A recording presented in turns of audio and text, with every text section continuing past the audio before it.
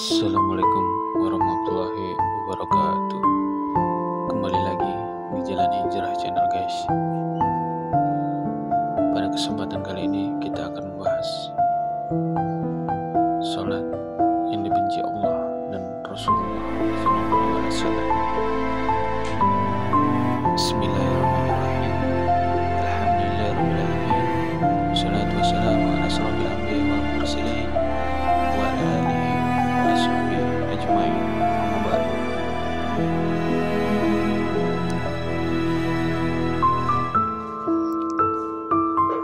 Segala puji bagi Allah, Tuhan semesta alam. Rahmat dan keselamatan semoga terlimpah atas paling mulianya Nabi dan Rasul, juga atas keluarga dan para sahabat, serta kepada yang mengikuti mereka dalam kebenaran sampai hari kiamat. Adapun setelahnya,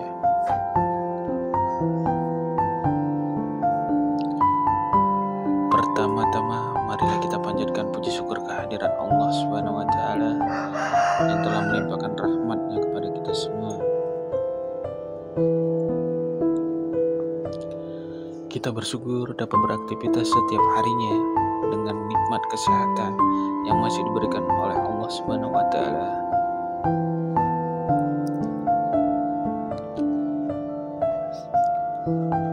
Tak lupa pula salawat dan salam semoga tercurah kepada junjungan kita Nabi besar Muhammad SAW, serta kepada keluarga dan sahabat-sahabatnya yang mulia.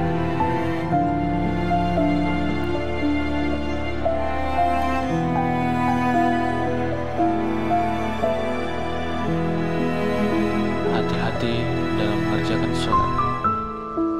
Ternyata sholat seperti ini dibenci oleh Allah dan Rasulullah SAW. Kebiasaan sholat yang salah seperti ini harus dihilangkan, segera dirubah menjadi rukun agar tidak dibenci Allah dan Rasulullah SAW. Allah dan Rasulullah sudah mengingatkan melalui dalil dan hadis untuk tidak mengerjakan sholat seperti ini.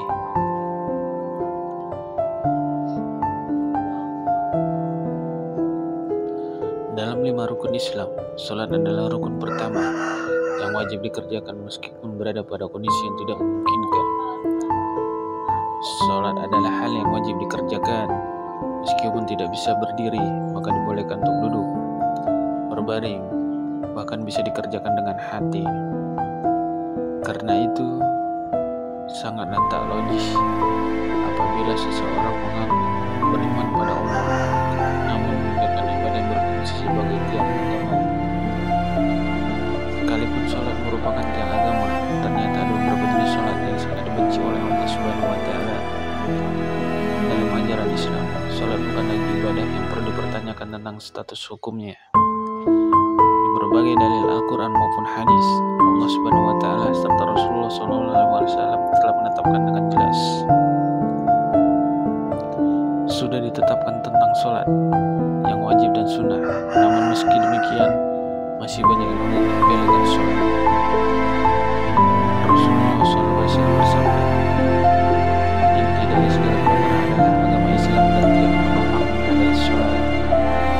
Hadis riwayat Tirmizi. Meskipun sholat merupakan tiang agama, namun bagi segelintir muslim saat ini kedudukan tersebut kerap kali dianggap enteng. Alhasil, sholat yang seharusnya mampu mendatangkan pujian dari Allah justru berubah menjadi ibadah yang sangat dibenci Allah dan Rasulnya. Bagaimana tidak, esensi utama dalam sholat adalah mencari ketenangan dan kekhusyukan. Mengerjakan sholat harus dengan ketenangan dan kekhusyukan, atau yang biasa disebut dengan tumaninah. Sholat tanpa tumaninah bisa menghilangkan ruh dari sholat itu sendiri. Parahnya, sholat yang seperti cacing kepanasan atau terburu-buru tanpa mensertai tumaninah serta terjadi di sekitar kita.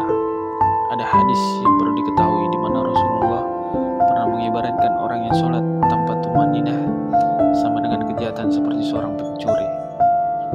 Rasulullah SAW bersabda, sejahat-jahat pencuri adalah orang yang mencuri dari sholatnya. Para sahabat bertanya, wahai Rasulullah, bagaimana yang mencuri dari sholatnya? Beliau menjawab, orang yang tidak menyempurnakan rukuk dan sujudnya. Hadis riwayat Ahmad.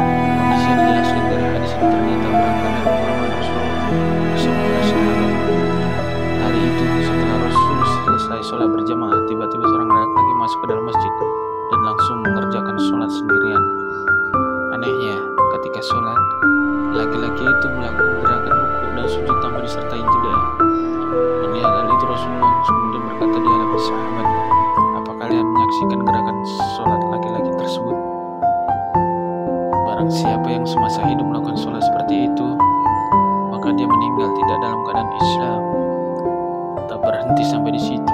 Di hadapan para sahabat, Rasul juga mengatakan model ibadah itu seperti burung gagak yang sedang mematuk darah, atau seperti orang lapar yang hanya makan sebutir atau 2 butir biji kurma tanpa pernah merasakan kekenyangan.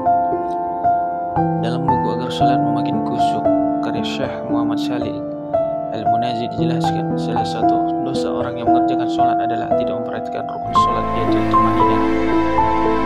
Memang tidak ada yang bisa menyangkal tentang perkara diterima tidaknya suatu amalan hanyalah kepada Allah Subhanahu wa Ta'ala. Tetapi sebagai umat muslim, kita juga harus mengetahui bahwa ibadah-ibadah yang telah ditetapkan rukunnya tak bisa diubah atau dilanggar. Itulah sholat yang dibenci Allah dan Rasulullah. Kita harus lebih berhati-hati memperhatikan rukunnya. Assalamualaikum warahmatullahi wabarakatuh.